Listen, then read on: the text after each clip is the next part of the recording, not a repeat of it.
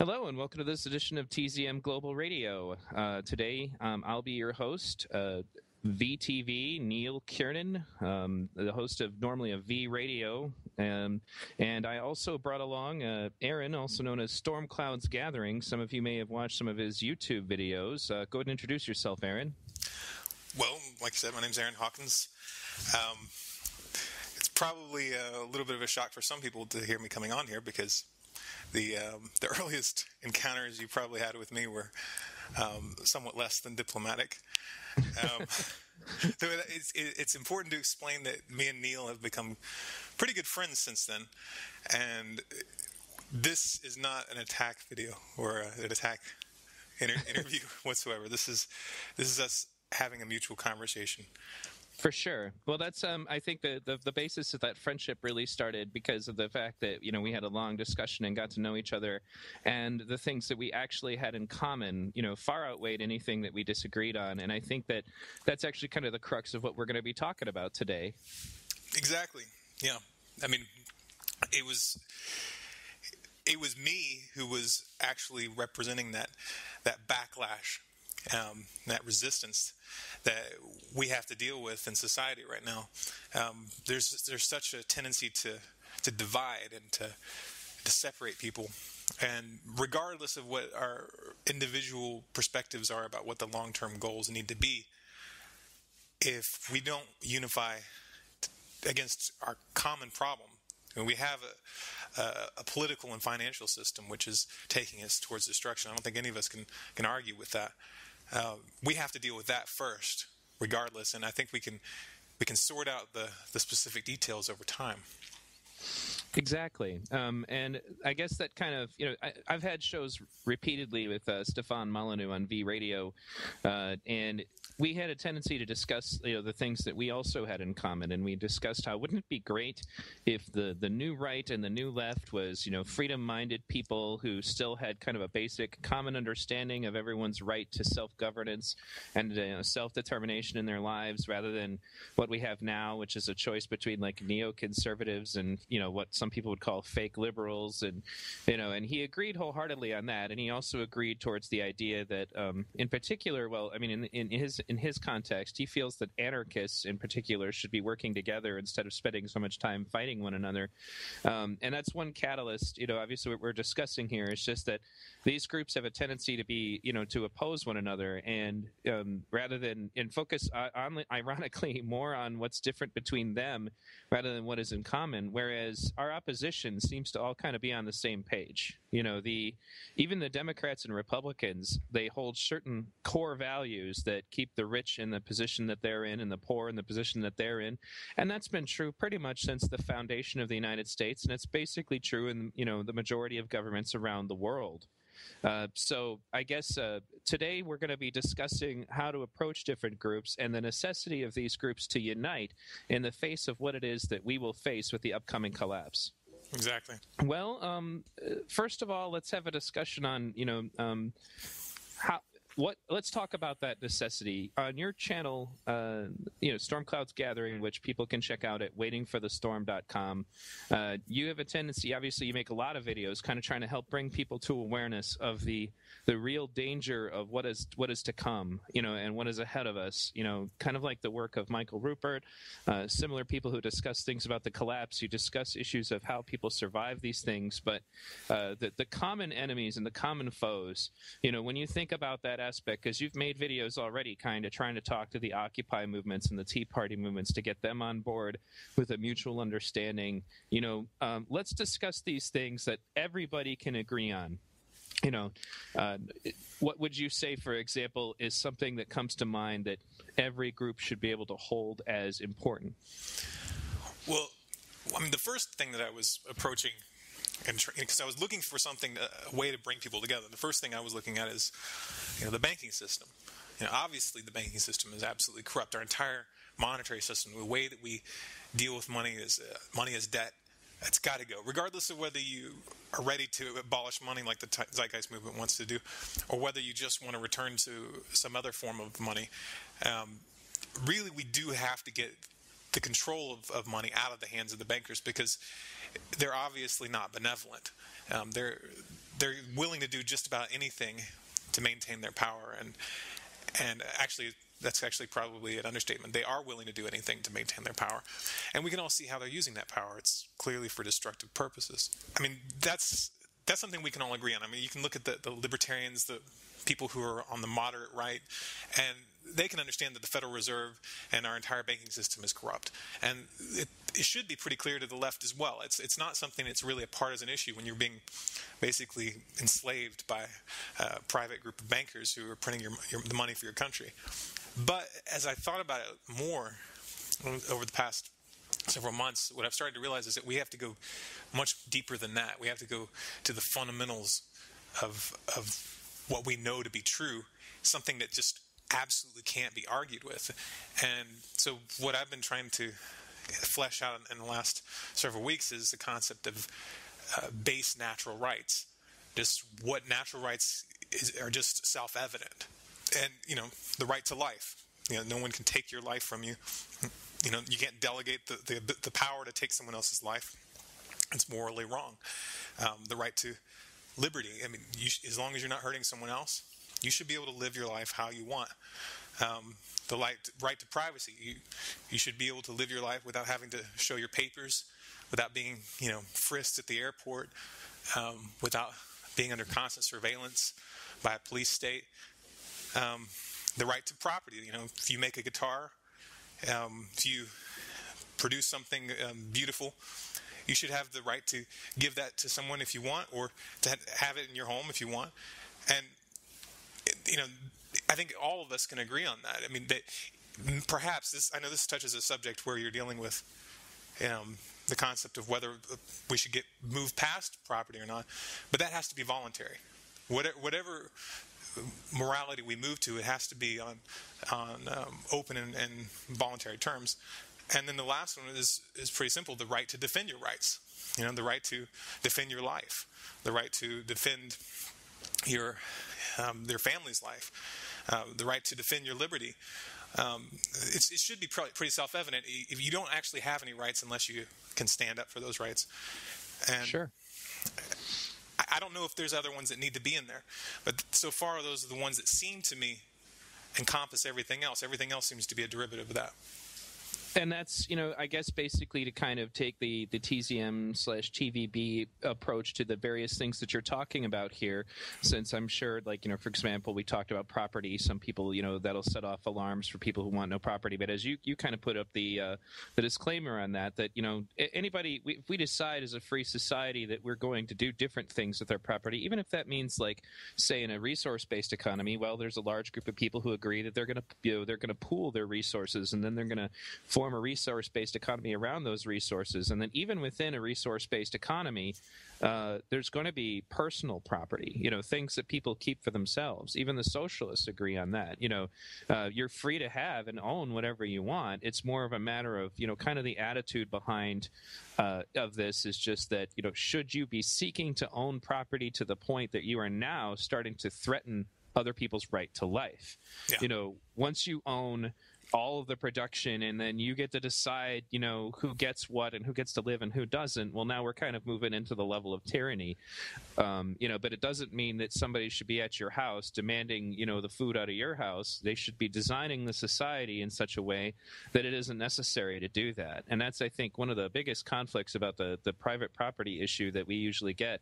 I talk to people about that. I'm like, if you're going to talk to people on the right, it's extremely important that you make it clear to them that we don't advocate violence, and we certainly don't advocate taking from other people. It's about making the system so that nobody ever has to do that again. So as far as the rest of these, they're kind of, kind of a duh, the right to life. Yeah, absolutely.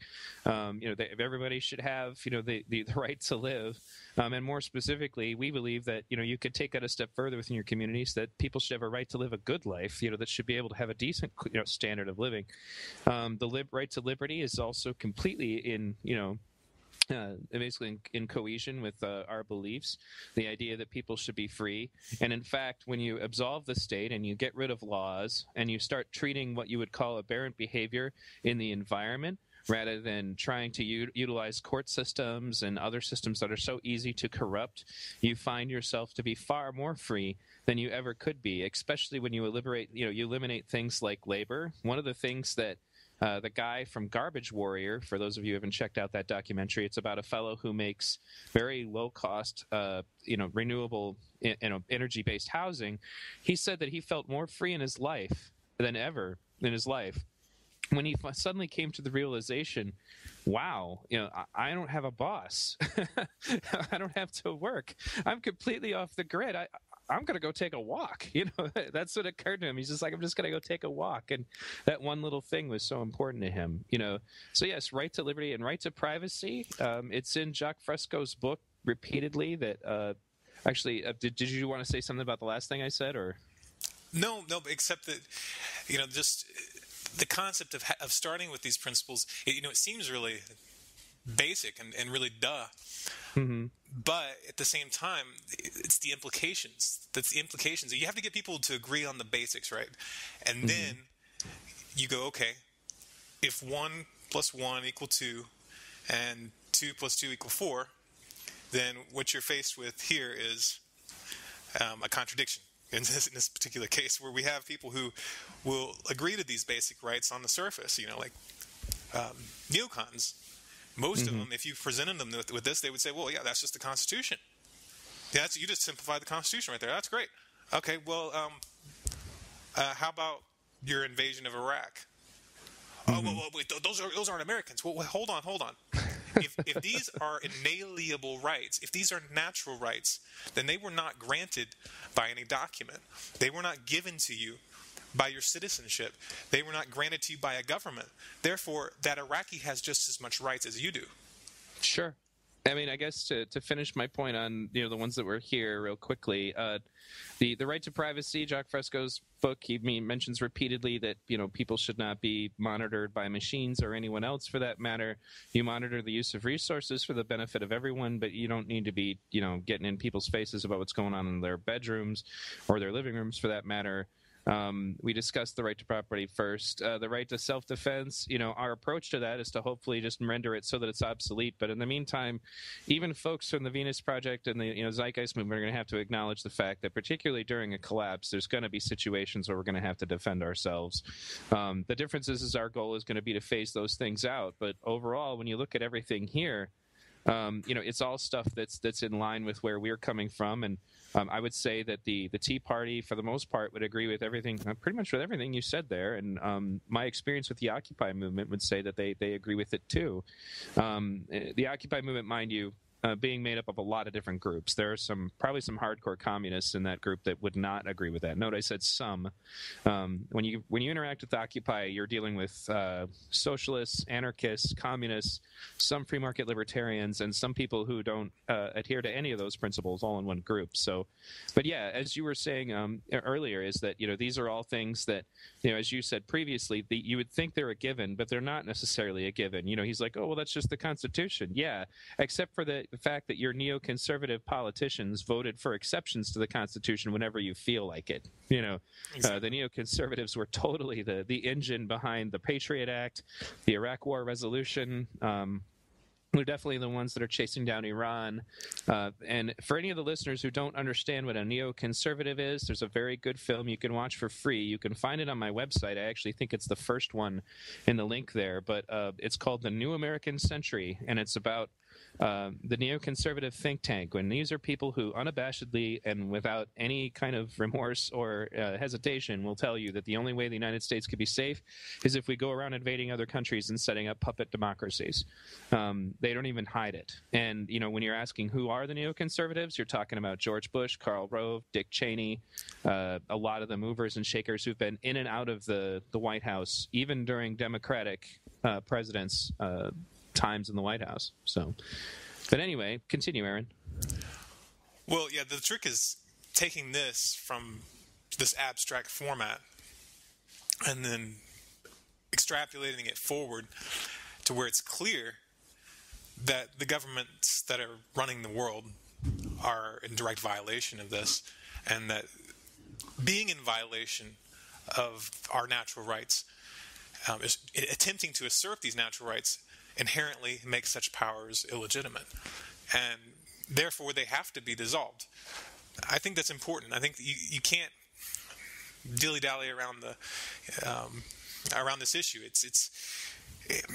We're facing a situation where if we do not remove the power from these madmen, they're taking us in a direction that I think could lead to an outright nuclear war. I mean, I obviously can't predict exactly what would happen, but we can't afford to be waiting to see how this plays out, in my opinion. The stakes are far too high, and they do hold quite a few of the cards. And so we have to be, in my opinion, what we're facing is something along the lines of a Hail Mary. We have to find a way to harness the power that we actually already have. Is just getting the public to stop fighting among themselves and to get them to work towards one single goal. And to do that, you have to get them to put aside the specifics, and that's really tricky, but it's necessary.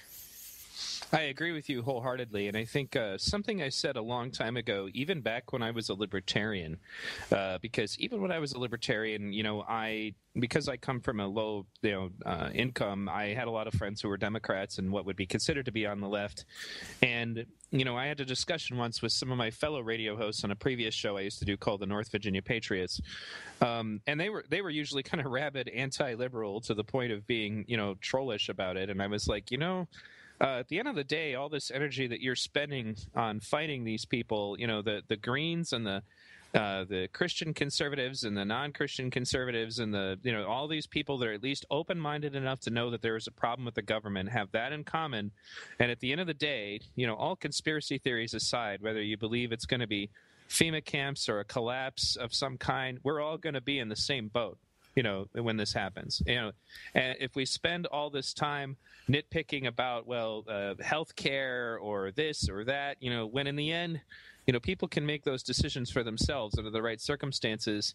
The energy that we're spending so much, to fighting one another and attacking one another, the libertarians versus the communists versus the socialists versus the anarchists versus the and that's why I said we're not all on the same page, even about the things that we agree on, but our opposition is definitely on the same page. You don't even have to be a New World Order conspiracy theorist to understand that the elite of all these given societies have a vested interest in ensuring that they are still the elite, and and they all operate under the same understanding that they need to maintain the status quo, the men behind the curtain, as Peter Joseph calls them in his films. That even if you don't believe in super secret cabals and Moloch worship or any of the other insanity that you see on Alex Jones's stuff, it stands to reason that the people in charge very much all are on the same, they all operate under the same playbook, and if anything, they're only competing only in the matters of who gets to be the manager, not who gets to live differently. And that's you see that throughout the monetary system, regulated politics. So we have to recognize that at the end of the day, even the conservatives who tend to think that they should only be concerned for themselves and that everybody else should, it is still in your best interest at the end of the day that people who realize there's a problem work together. Because this is one thing actually I got from a very good film that was made by a socialist called Capitalism and Other Kid Stuff. Patty Joe Shannon, I had him on V Radio once. He pointed out that if you were kind of he basically used an analogy of a kindergarten game where there's one child who's kind of the fascist dictator. He's given the power over all the toys, and one of the ways that he keeps it, makes it possible for his small little minority of people to be in charge all the time is by ensuring that that the whole group is intentionally divided against one another. And he goes through different ways. Gender, divide one way; race, divide two ways; religion, divide three ways; then offer them these political parties, divide 4, 5, 6 ways depending on where you live. Get people forever thinking about what makes them different, so that they no longer think about what benefits all of them. And even an independent person who just wants to be left alone on his farm, to do his thing, it still benefits him to be networked with the other groups of people who are also freedom-minded, who also care about the future of the earth, because you can't be an island forever.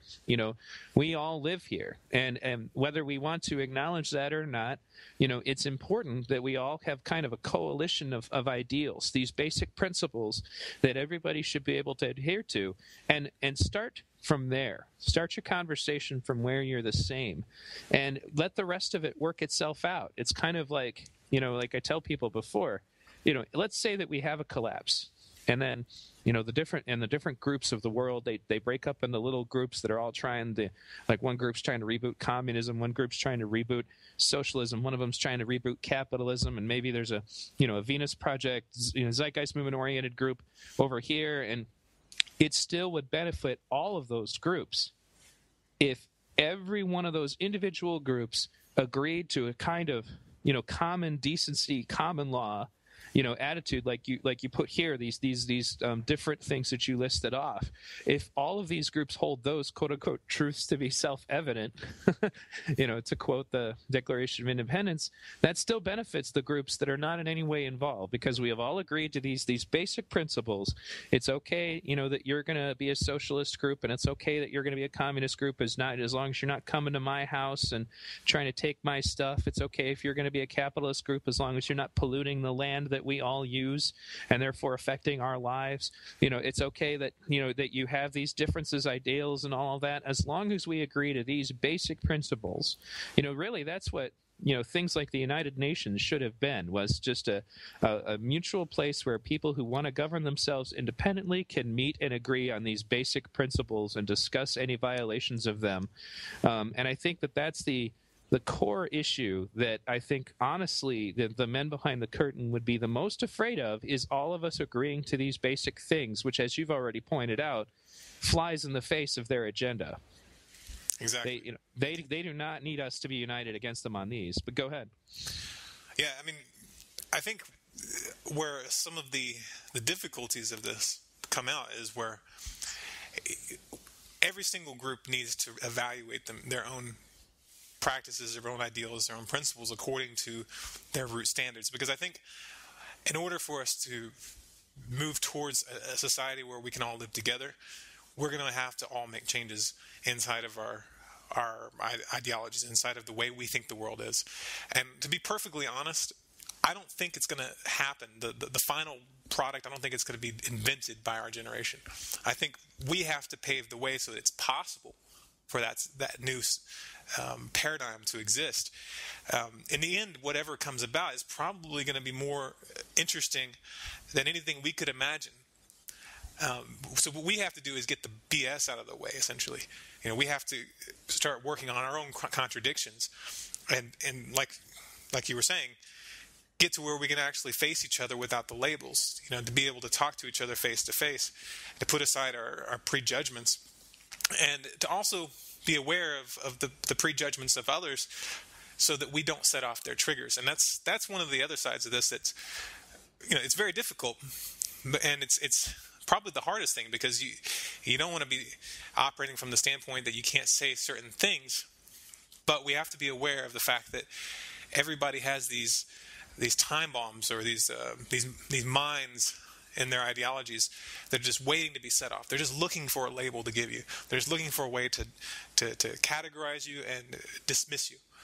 And if we're operating from the standpoint that we see where this system is taking us, and we understand what people's labels and what people's categorization systems look like, then we have to be operating from a standpoint of maturity and attempt to, instead of hitting them head on, go to the side of them. Does that make sense? No, that makes perfect sense, actually, and that's totally in line. With Jacques Fresco tells the story about how he turned around a Klan chapter, and in order to do that, he certainly didn't just go to one of their meetings and start shouting at all of them that they were a bunch of ignorant racists. He had to get to know them, get to understand them, and kind of get on their level so that he could effectively communicate with them.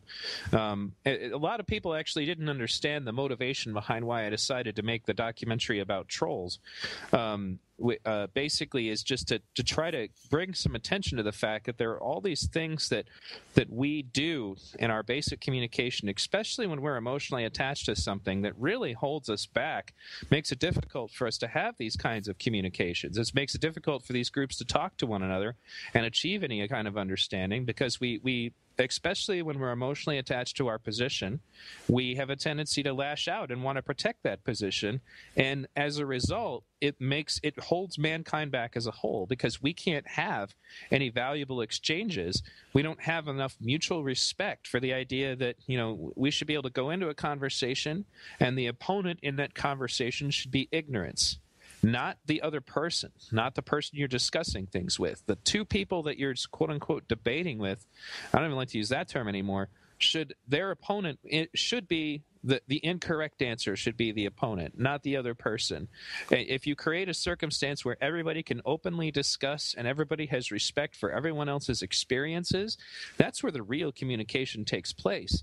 And that's essential. It's going to be essential when we move forward, when you're dealing with these groups that all have, they all have a lot invested in their ideologies. They all have a lot invested in, the work that they've done as activists, and you have to respect that. Even if you don't agree with anything that, not anything, everything they're saying, you're still going to have to respect that. Because if they still hold these basic principles in common, then you know that you're at least on the same page in the ways that, to be honest, at the end of the day, matter the most.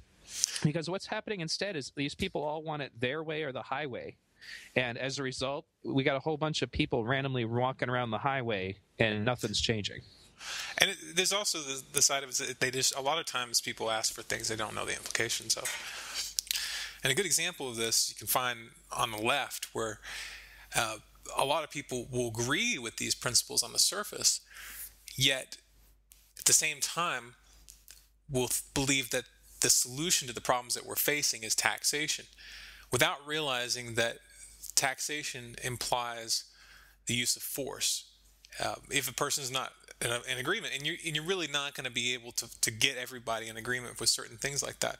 But because a lot of people haven't thought about the deeper implications of their actions, they'll call for these laws, they'll call for this new legislation, they'll call for these policies, not seeing that there's a contradiction in their base morality. And regardless of that, these superficial policy changes just aren't going to get us where we need to go. You can't fix things just by creating more taxation. You can't fix things by making new laws and new regulations and trying to basically fix people through legislation. It just doesn't work. Absolutely. And and on the other side of it, though, I would say that the neoconservative answer of just simply deregulating everything willy-nilly doesn't work either. Because essentially all we've managed to do is supposedly deregulate things in the name of trying to keep jobs in America, and all it's really doing is they're taking their tax money and their deregulated, the more extra profit they're making from deregulated money, and shipping their jobs to places where the workers themselves are, willing to live in slave-like conditions because it's better than starving to death. I think that it's essentially a problem at the very core, where things are being designed in the first place. We as a species need to recognize that the old approaches don't work anymore, regardless of what they are, the right or the left. And that's why when people call us socialists in the Zeitgeist Movement, I usually have to explain to them, I'm like, no, I don't believe in taking your money or the money of someone else and using it for everyone else. It's not like that, and it doesn't work in the long run. It's not sustainable. In the state of Michigan, our government almost shut down entirely because there's nothing left to tax. You kind of get to the point where you can raise taxes all you want. If nobody living here makes any money, it's not going to help. They ended up having to get a bailout from the federal government because the money was just not here, and it won't be here. And until we get to a point where, that kind of comes back to people having a right to a good quality of life. There needs to be a certain understanding about the decency that people should expect, even if they're contributing to a given society. And that means that, we shouldn't have people living in boxes and cubicles who are, making our products. And that's the other major problem is that these people are basically migrating to places where common decency is not expected of them as an employer. And as long as that's profitable all over the world, then it's just going to keep happening. So go ahead. Well, I mean, I think there's kind of an unexpected approach to this, because, I mean, a lot of people would react right there if you say that people have the right to a certain level of life, which, to get the moral issues aside, because I can understand the moral issues there. The other side of it is that really most of those huge inequalities, most of those just pitiful situations are due to the fraud of our economic system. I mean, Sure. So, you know, the right to property, in my mind, is actually the first place we have to start, which is, you know, the banking system as it's set up is fraud. It robs us of our labor. It robs us of our work, our energy, our property.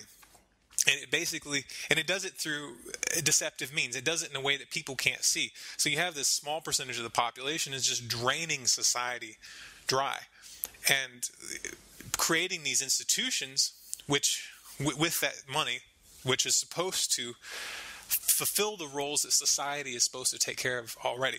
You know, if you go to a place like Mexico, where there is no government support, what I found when I was living there, is that in the small communities, in a place where, you know, there actually was community and family, homeless were taken care of by their own families. They weren't just kicked out onto the street. Communities had to take care of their people. They had to take care of their own. And what's happened is we've had all of our resources drained from taxation and all of these artificial methods. So people feel like it's not their responsibility anymore. Oh, I gave my money. You know, the government already took everything. So it's up to them to do it. And the government's not doing that because that's not their priority. That's just the surface level thing they give so that, you know, people who have bleeding hearts will feel good about it. But in reality, most of that money is going to the bankers. It's going straight to this black hole, this financial black hole. So, you know, until we get rid of that basic situation, I don't think we're going to have any return to sanity in that manner. And that's the thing. It's like a lot of times the issue, we might think the issue is just to bring everybody up to, you know, physical comfort in this current financial system. But that's not going to happen. And if we were to eliminate the financial system and actually start from a different perspective, we might not even have to fix that problem. I mean, it might fix itself. A lot of it is the motive. I think would be the best way to put it. Is that, you know, like you said, the Mexican homeless are taken care of by their families, whereas in our economy, you know, I know people who are homeless who have family who, oh well, he's homeless. I guess I wish I could help him out. You know, and then they just kind of go back to the rest of their day, you know, like it's not real to them. You know, we kind of have at the top there's a psychopathic tendency that is being reinforced a great deal. Unfortunately, it's being filtered into our society, and in some aspects, you know, the conservative movement in general, meaning the negative aspects of the conservative movement, have a tendency to kind of encourage people to have this attitude of, well, you know, I should only care about myself. Now, when it's just a matter of you being self-sustaining and more specifically responsible for yourself, that's one thing. When it's a matter of going into other countries and intentionally destroying economies and creating poverty, you know, that we run into a problem. Because at that point, you're definitely violating other people's rights. You know, you study the work of the economic hitman, John Perkins, and, you know, how corporations will literally just go into smaller countries, take advantage of them, exploit them, and, you know, destroy their local economies, which kind of creates a small army, full of willing sweatshop laborers because, you know, now they have no choice. That's when you've come to a point where you've moved beyond just the issue of, well, I should just be able to acquire whatever I want for myself, and into, I am taking from other people. I'm not doing it by physical force, but I'm certainly doing it by financial force. And that is as much a problem in the long run, honestly, as just directly invading a country and taking everything. And I mean, would you agree with that? Yeah, I think that one of the first things we have to recognize there is that none of these rights that we're talking about, these core rights, none of them can be applied to corporations, to governments, or organizations of any type. And that's one of the biggest problems, and I think a lot of people are starting to realize that on the left and the right, as corporate personhood. These corporations are doing things that would get any individual arrested in any sane country. Right. And they get a slap on the wrist, you know, the corporation gets fined. Maybe one individual in the corporation gets slap on the wrist also. I mean, usually it's not that bad, but the corporation continues to live. If we were living in a sane world, if a man owned a business and he used that business to do something like what MF Global has done, or Enron, or any of these things, I mean, the company should have been dissolved right then and there. And that's one of the biggest problems that we're facing, is that there's no accountability. People are using these artificial entities as shields to prevent accountability. And we have that has to be one of the things that we address right from the get-go, is that no matter what happens, when we reestablish order, whatever we rebuild, we have to make sure that these kinds of entities don't exist. For sure. And and also, I mean, the mentality that created them is something that I think that, at its very core, even the most libertarian people I've met, even the ones who really embrace the Ayn Rand principles of selfishness as a virtue, understand that, you shouldn't take that to the point that you're now a reptile. Now you're a predator. You're intentionally destroying other countries. And it is kind of a dark side that, many of them are going to have to face, that even their guru had her hands in some of that. And in the end, it's self-defeating, because it only works so long as you're the biggest boy on the block.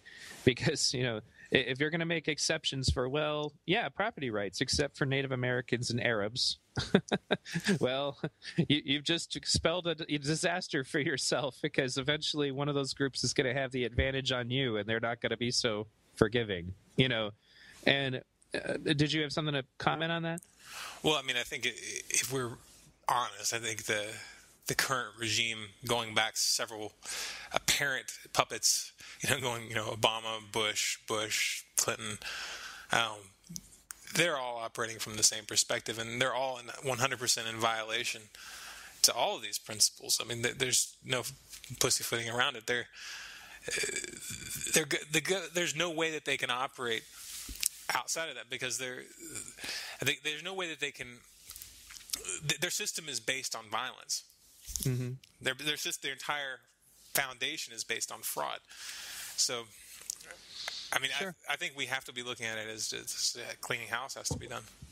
Well, right. And it's, that's one of the reasons why, if we come down to these concepts of unifying principles, like when I had conversations with Charlie Veach, who kind of flirts with anarcho-primitivism, I pointed out the different ways that an anarcho-primitivist society could benefit if a technologically advanced free society existed on the same planet that they were living that way. Look at the ways that these groups can benefit one another. Technological advances that are discovered in the Venus Project could, in theory, be utilized better, and make the world better for a whole. Even if other groups continue to try to use money systems or sound money systems or whatever, you have this group of people that are actively researching, technologies that free mankind. That benefits everyone. I'm sure that there will be certain technological innovations that are, that would be found in capitalist pockets of the world that would benefit the Venus Project. So, the attitude of things. So that gives you kind of a notion of looking at, the way that, things can actually benefit one another, rather than the idea that the whole world has to be your way. And although I know that many people who are advocates of the resource-based economy have suggested that they would prefer that it was global, none of them have ever said that they want to do that, but they're down the barrel of a gun. It's about proving that your idea works. And if your idea works, then great. If your idea doesn't work, well, that should be evident, and then you shouldn't be suggesting that be the idea that the whole world practices.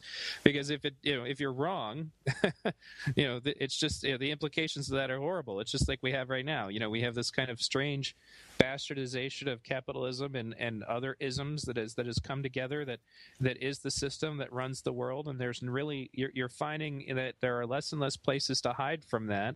It's as globalization pushes forward, when we have this disease system in charge, it's an example of what happens when one ism, so to speak, takes control, that is not well thought out, that is not founded on those principles, and they're really the implications of it become so bad because we're all kind of affected by it, even if we're not trying to participate in it. Even if you went and bought yourself an island somewhere out in the middle of the Pacific, eventually the pollution is going to affect you. eventually the other circumstances in the world are going to affect you, and in the event of a collapse, you're going to be targeted because you have resources and people don't. So we have to think outside the box, so to speak. It's unrealistic for us at any point to just expect that everybody's going to go along with one system or another immediately, and that we should create a circumstance also where everybody is free to communicate about what it is that they've learned that works and what doesn't work, so that when the time comes, we can achieve what is the best system that humanity can produce.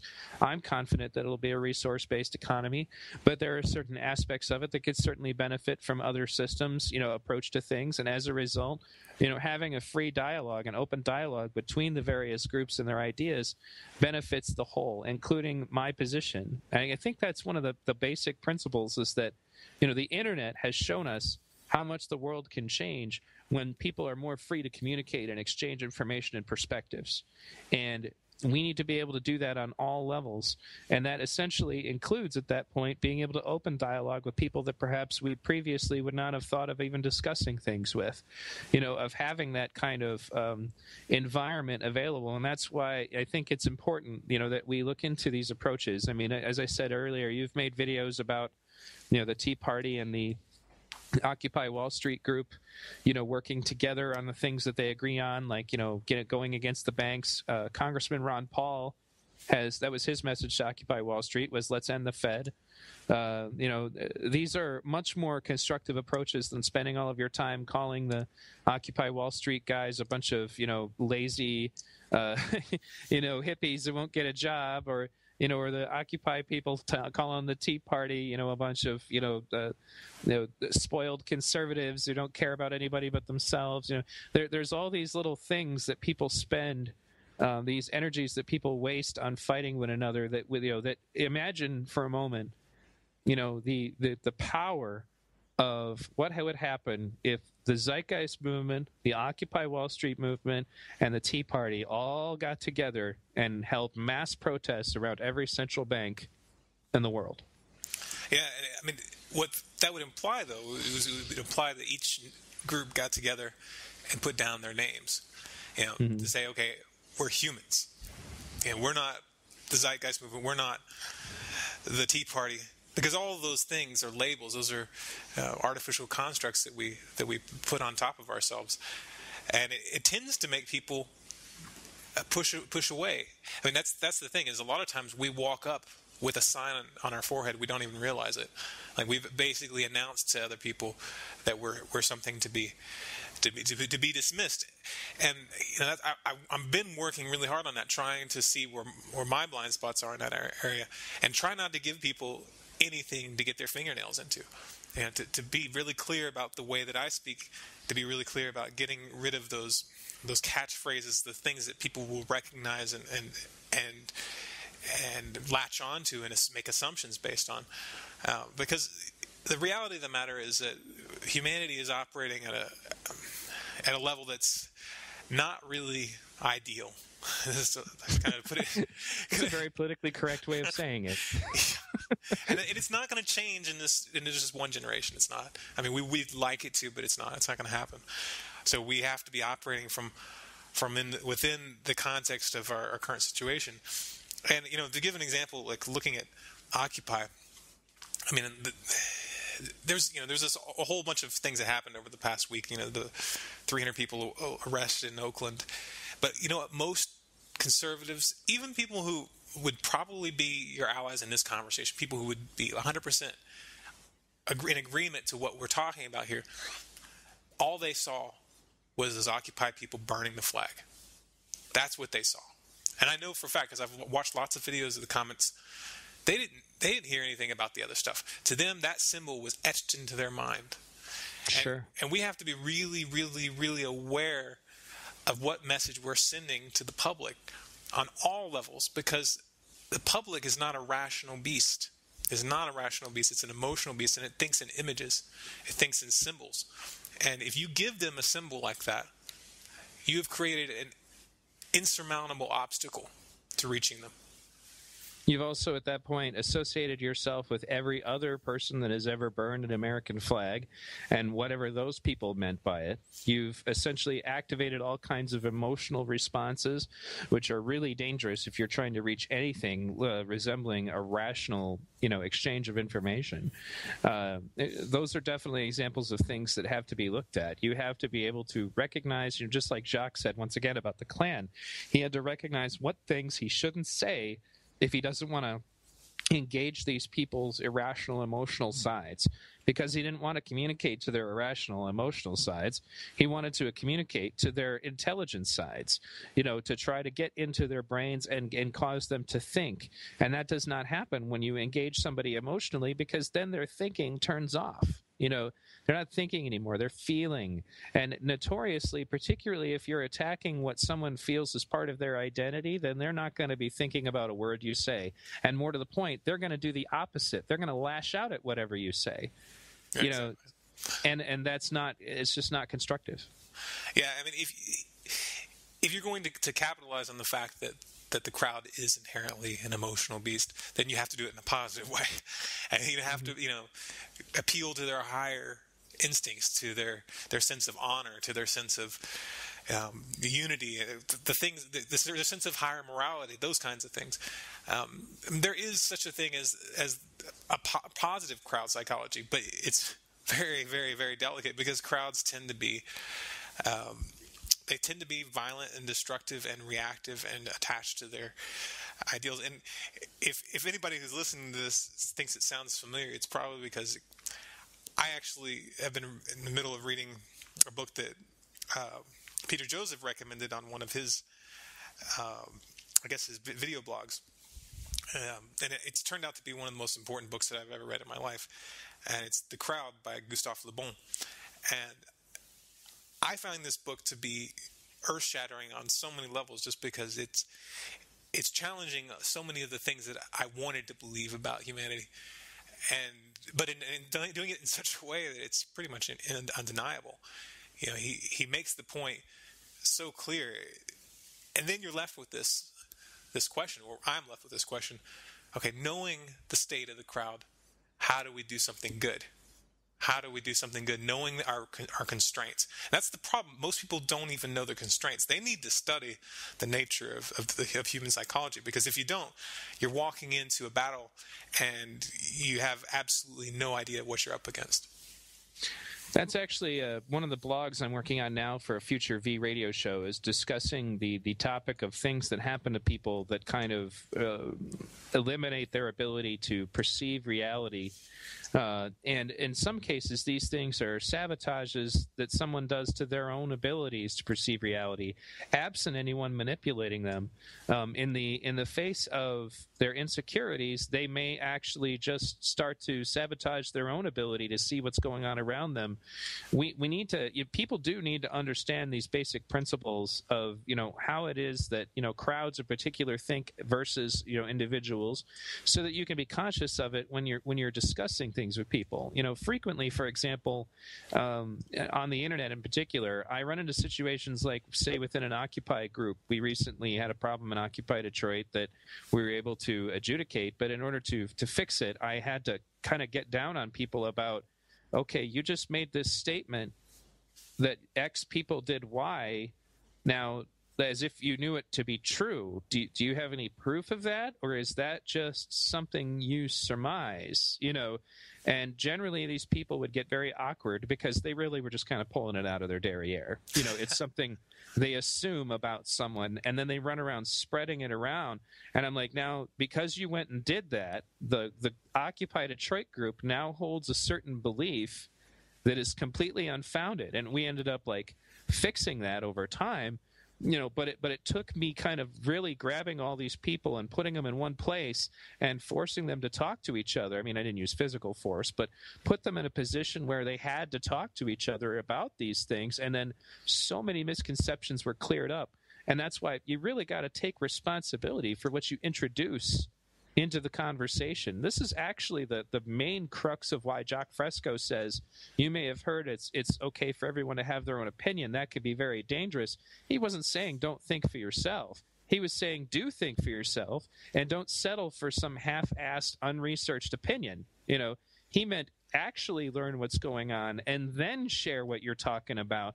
And if you don't know fully what you're talking about, then be sure to be clear with everyone that it's a hypothesis or an opinion and not fact. We have a tendency to just kind of blurt out things that we believe to be fact, and we don't recognize the damage that does to the collective consciousness that everybody has. Even if you don't believe in something spiritual in regards to consciousness, there is definitely, a group understanding, a group dynamic that is very sensitive to being manipulated. There's all kinds of great work. Study propaganda, study social engineering on the dark side of it, which you can learn by checking out Psywar and the work of Scott Noble. You can check out Psywar for free on the internet. Great documentary about these topics. And if nothing else, it's also just so you can protect yourself from these tactics, recognize them when they're coming. And that's important also when groups are going to be co-opted. You need to know, how are they manipulating people so that when someone starts doing it, you can act. And it's also important to realize that while an individual might be capable of these higher level thinking skills, the crowd is not. They're only able to hold a certain small number of symbols in their mind, of core concepts. And that's why I really believe what we have to do if we're going to succeed is to make it so simple that that a kindergartner can retain it, essentially. If you can't explain what you want to do to a kindergartner and have them give it back to you in a way that makes sense, and you got a problem, because that's realistically what we're up against. And I know that sounds horrible, but that is the state of the crowd. They aren't capable of reasoning.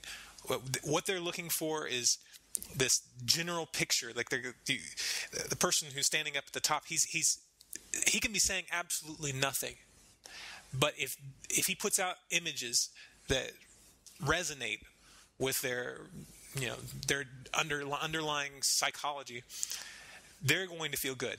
Whereas even if you're saying something that's completely rational, if they catch an image that's contrary to what they want to believe, they're going to turn into a mad crowd that's, and sometimes would have actually lynched you. And go ahead. No, go ahead. Ironically, the most successful politicians tend to have very simple messages. Mind you, they're usually full of dung, but something that I related to people is that the change you can believe in thing that Obama did actually echoes Bill Clinton used to talk about change. He was very careful never to be specific about what he was talking about, and I remember this one debate between Ross Perot, George Bush Sr., and Bill Clinton, and they were discussing the economy, and obviously Ross Perot is one of those economical geniuses, so he was very heady on the subject, very wordy. And George Bush Sr., realizing he was going to be debating Ross Perot, came actually fairly well prepared with his own economic theories. Bill Clinton just kind of stood there looking pretty and playing the saxophone, so to speak, and he really didn't say anything of substance at all. But he kept saying, well, he basically, throughout the course of the debate, he did the same thing twice and got huge pop from the crowd. He basically said, well, I don't really have much to respond to about what these two gentlemen are saying, but my administration is going to be about change, and we need to have change, and then everybody cheers. and me, being who I am, I was like, okay, so what are you talking about? Because I was a Ross Perot guy at the time, still got a campaign button. And then like 20 minutes later, he does it again and gets the same reaction, doesn't even say anything different. And to people later, they said he won the debate, but he didn't have anything of substance to say at all. And that's why I said, but the reason why is because people are almost mentally lazy. Like I've had people say, so what's this Venus Project thing about? And I'd start to explain it, and they're like, well, if you can't explain it in 2 sentences or less, I got other things to do. Well, that's essentially what we're up against. I mean, right. That's what we have to be dealing with is 30 seconds or less delivered, or it's over, essentially. And I have a friend who's named Ellery. He's challenged me on this a lot because he has this philosophy that you have to get whatever delivery you're going to do, you have to get it down to 60 seconds. 30 seconds is better, but if you can get it down to 60 seconds, you have a chance.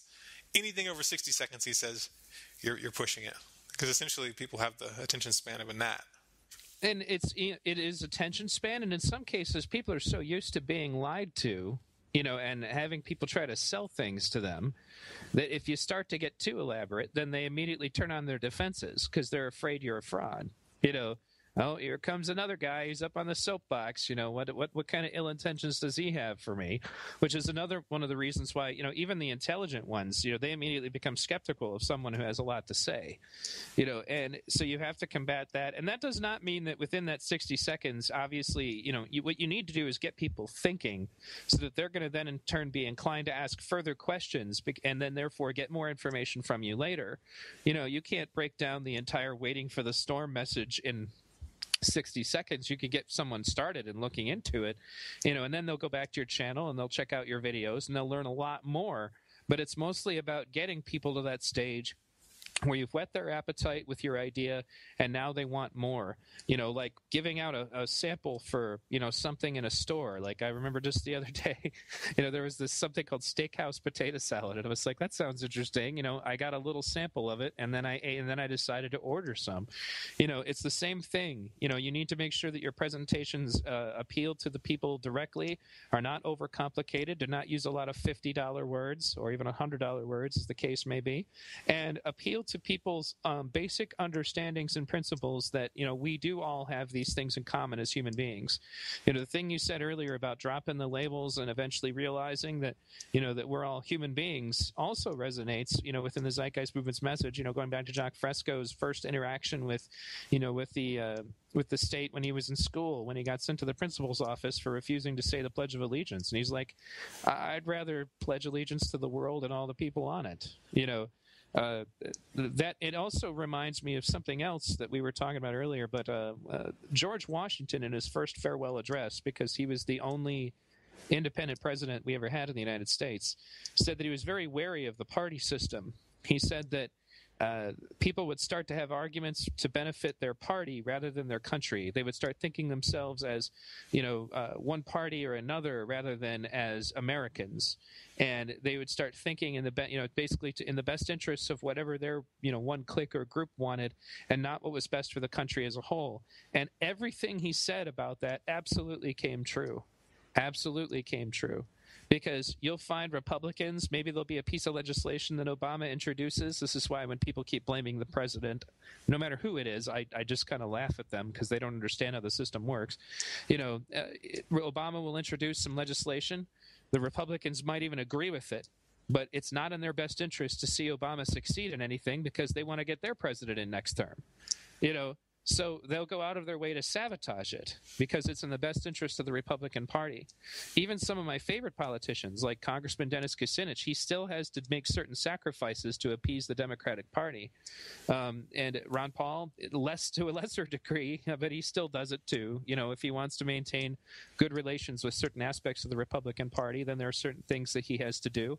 And that means that the whole suffers because we're too busy defending our individual ideologies and not doing enough to realize what's best for mankind as a whole. Yeah, so the trick is, how do we start building these alliances on a concrete level? I think what we need to do is to get to the point where we're actually bringing some of the top people in these groups together to have conversations. I mean, I think we should get Peter Joseph and somebody who's in between in the ideology, and then somebody who's a little bit farther than, on the extreme, someone like, the leader of the Tea Party. Bring in some of these high-level people with these understanding of what we're actually trying to do, and start working towards actually getting something done. I think it's possible. It's doable. I mean, these people are humans, and one person inside of the movement that has the right connections could actually spark off a chain reaction, and I think that's what we need to try to do. I agree, and that's all part of the critical mass attitude. And it's, at the end of the day, it comes back to what I mentioned earlier in the broadcast about what I said to Stefan Molyneux about wouldn't it be great if, the right and the left was still made up of people who are all socially conscious and concerned about stamping out corruption wherever it was. And he agreed that would be a beautiful thing, and we just have to be sure that, as we proceed, that we understand that, nobody's going to tell you that you have to give up your individual beliefs of how you should live your life, because that's one of the basic principles that we're all embracing, is that everyone has a right to determine their own self-governance and the system that they wish to exist within. And then after we move beyond that, because at the end of the day, our opposition are the people who do not feel that we should have the ability to govern ourselves, that we do not feel that we should be socially conscious, who do not feel that we should have the right to not be their slaves. And that's the common bound that they have, and they're winning. Because they don't fight each other anywhere near as viciously as we do. They've got their collective SHIT together. We don't. Well, one of the advantages that they have is they have an extremely rigid top-down enforcement system. So anybody who gets out of line inside of their structure, gets put in prison or killed. Whereas we can't do that. So we have to actually work upstream. We have to learn to overcome our human deficiencies and learn to get along. It's a lot harder. It's a lot harder to operate from the non-aggression principle than it is to operate with violence. Violence makes it a lot easier to convince people. But that leads to exactly what we have. We can't recreate their methodology and have a different world. If we go down the path of violence, we will have a world of violence. I agree wholeheartedly. And it's been a great conversation, Aaron. It's always good talking to you. I think we've kind of actually just taken a first step on this conversation, and I hope to have further conversations along this line with you as things develop. Well, thank you for having me on. Appreciate it. Excellent. And let's take a moment, obviously. Thank you, everybody, for tuning in today. Please feel free to share this show. My name is Neil Kiernan. I'm the host of V Radio. You can check out my website, v-radio or v-radio.org. There you can find archives of shows that I've done previously with filmmakers, scientists, politicians in some cases, activists, and a lot of great roundtable discussions, including some with Aaron. And Aaron, go ahead and share your information. Well, my website is waitingforthestorm.com, all one word. And from there you can find a lot of my other social media sites. My main place where I post content is on YouTube. It's youtube.com/StormCloudsGathering, all one word. All right, thanks again. And folks, I look forward to seeing more of what's going on. And if you missed it, please be sure to check out the recent Z-Day in Israel. That was an excellent event, and I've heard a lot of great about it. And if you missed out on it, be sure to check it out. And thanks again for tuning in.